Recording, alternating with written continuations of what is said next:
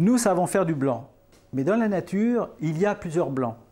Lorsque le soleil est au zénith, nous avons un blanc très blanc. Tandis que lorsque le soleil se couche à l'horizon, nous avons un blanc beaucoup plus jaune, une ambiance beaucoup plus chaude. Eh bien, dans le domaine de l'éclairage, c'est exactement la même chose.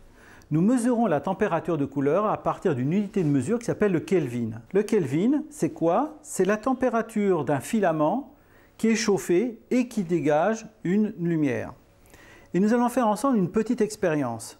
Vous avez derrière cette surface une lampe à incandescence où, avec ce variateur, je vais faire chauffer ce filament. Nous voyons ici que nous avons une ambiance chaude. Mon filament de tungstène est à environ 2500 Kelvin, donc une température de coucher de soleil.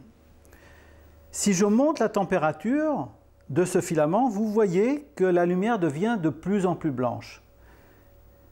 Et vous voyez, par le même principe, qu'il n'y a pas un seul blanc. Vous avez des blancs jaunes, des blancs blancs et des blancs plus blancs que blancs, comme disait Coluche.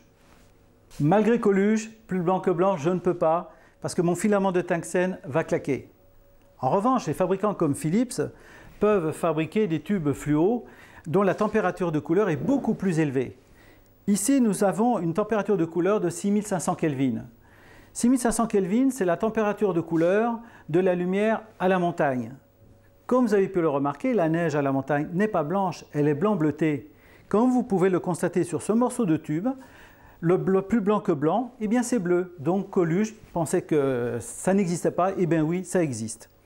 Ensuite, nous avons un tube de 4000 Kelvin dont les applications se trouvent pour les éclairages de bureau.